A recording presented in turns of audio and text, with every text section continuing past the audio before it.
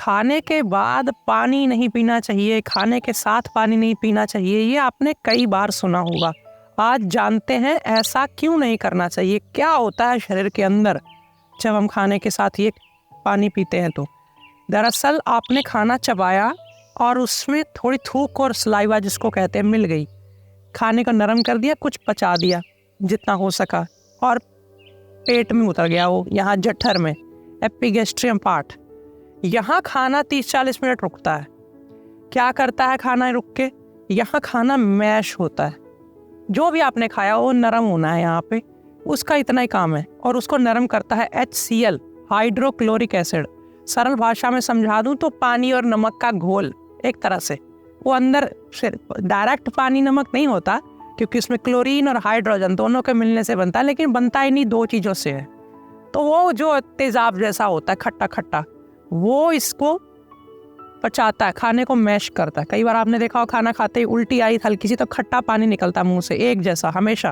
तो क्यों? क्योंकि ऊपर सिर्फ एक ही ये अम्ल होता है, ये खाने को पचाता है। फिर जब 30-40 मिनट बाद खाना नरम हो जाता है, नीचे का वाल्व खुलता है और वो खाना छोटी आंत में चला जाता है। वहाँ पे फिर लीवर की पाइप जुड़ी होती है उसके साथ, वहाँ पे उसको फैट उसमें से पचाने के लिए अलग रस फेंकती है। और अगर कोई उसमें प्रोटीन है या कोई भी चीज़ है तो उसके लिए अलग अलग सॉल्ट्स, अलग अलग उसके लिए रस बने होते हैं उनको पचाने के लिए।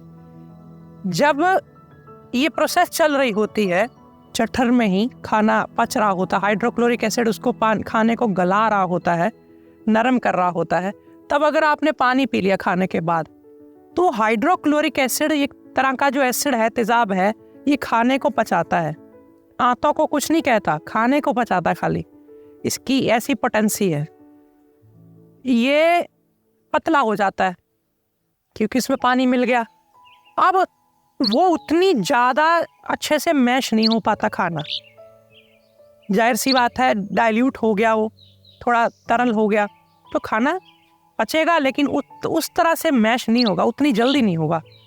खाना वहीं पड़े रहेगा, सड़ेगा, गैस करेगा, शरीर जोर लगाएगा खाना मैश करने के लिए, वो मैश होगा नहीं, थोड़ा हाइड्रोक्लोरिक एसिड और बन जाएगा।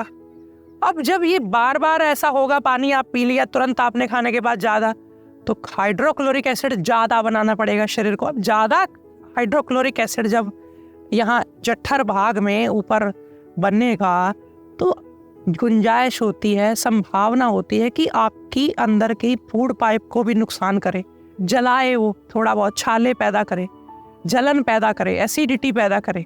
एक तो कारण ये होता है। दूसरा, शरीर में रस ज़्यादा निचुड़ गए, जो पाचक रस आपको दिन भर खाना पचाने में काम आने थे, वो एक ही बार भोजन पचाने में लग गए।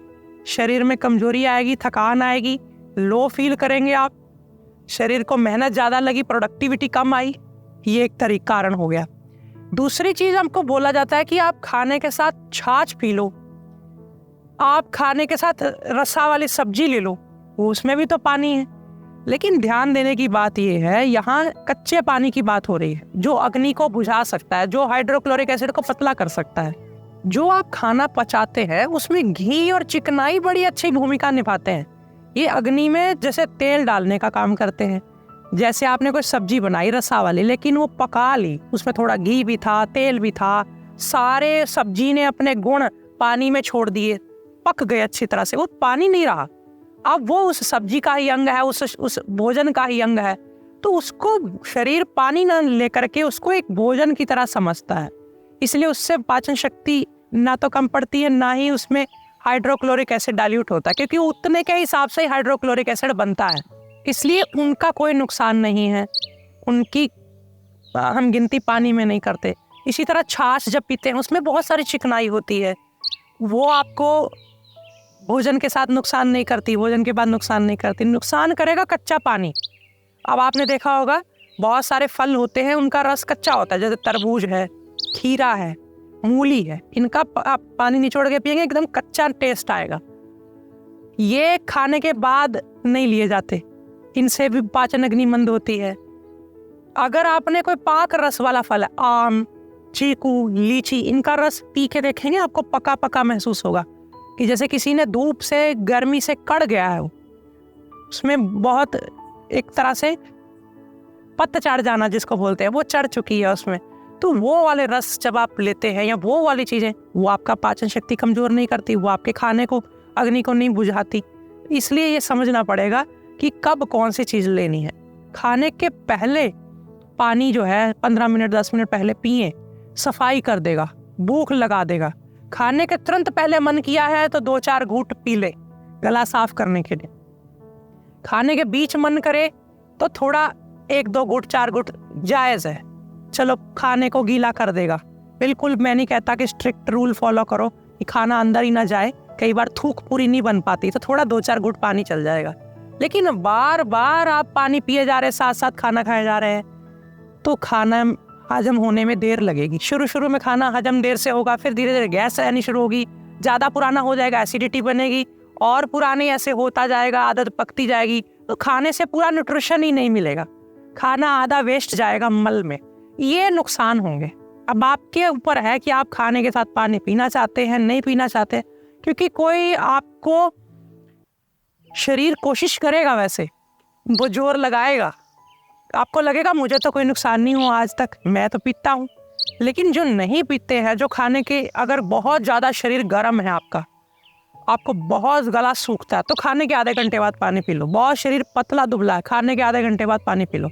लेकिन जो सामान्य डील डोल वाले हैं, खाने के 1-1.5 घंटे बाद पानी पीना चाहिए। तो ये आपके लिए अच्छा रहेगा। उसमें आपकी पाचन शक्ति कमज़ोर नहीं होगी, चेहरे का तेज बना रहेगा, आलस थकान नहीं आएगी। उम्मीद है आपको जानकारी से बहुत कुछ सीखने को मिला होगा, एक डाउट क्लियर हुआ होगा। जो आजकल लोग, आज तक जो लोग आपको बताते थे सिर्फ कि पानी नहीं पीना चाहिए, आज आपको समझ में आया होगा क्यों नहीं पीना चाहिए और कब पीना चाहिए। अगर आप खाने के बाद में नींबू पानी भी पीना चाहें खट्टा, तो भी नहीं पीना चाहिए। अगर आप चाहते ही हैं खाने के बाद पीना है, तो पके हुए फलों का रस पिया जा सकता है दिन में, रात में वो भी नहीं, सूर्य की रोशनी जब है तब। और छाछ आदि तो ली जा सकती है, मट्ठा लिया जा सकता है खाने के बाद, तुरंत बाद। तो आपको ये जानकारी कैसी लगी मुझे बताइएगा। मैं खड़ा हूँ किसी गांव में, यूं ही बस निकल रहा था, तो मुझे यहाँ का वातावरण बहुत अच्छा लगा। नीम का पेड़ है, नीम के पेड़ के नीचे मैं खड़ा हूँ, वीडियो बना रहा हूँ, मुझे नीम की खुशबू आ रही है, मेरा सारा मुंह कड़वा हो गया है, मुझे ऐसा महसूस हो रहा है कि बिना खाए जैसे मैंने नीम खा ली हो। तो ये यहाँ की जो हवा होती है प्रकृति की, गाँवों की, ये अपने आप में इसमें औषधीय गुण है। ये भी ज़रूर करें, अपने जीवन में ज़रूर इनको शामिल करें। जब भी आपको मन करे, गांव की तरफ निकल जाइए, टहलिए, पेड़ों के नीचे बैठ जाइए, आपको बहुत ठंडक, बिना एसी के आपको ठंडक महसूस होगी। आपने मुझे सुना उसके लिए धन्यवाद। फिर मिलेंगे। नमस्कारम। आयुर्वेद में छोटे बच्चों के लिए और बुजुर्गों के लिए कम दवाइयाँ उपलब्ध हैं, ना के बराबर। वो गोली नहीं खा सकते, तेज दवाइयाँ नहीं खा सकते। इस समस्या को समझते हुए मैं लेकर के आया हूँ आनंदम आयुर्वेद की तरफ से आपके लिए ढेर सारे अर्क, जिसमें आपको अश्वगंधा का अर्क, जीरा का अर्क, और ये गाय के दूध से बना हुआ अर्क कमज़ोर बच्चों के लिए, ऐसे ही बहुत सारे अर्क आपको मिल जाएंगे। आप इसे अपने घर में रख सकते हैं, कभी भी फर्स्ट एड के तौर पे ज़रूरत पड़ने के लिए। आपको ये बड़े ही अच्छे हैं, बच्चों से लेकर बुज़ुर्गों तक सबके लिए। और इनकी डोज यदि कम ज़्यादा भी हो जाए तो डरने की ज़रूरत नहीं होती।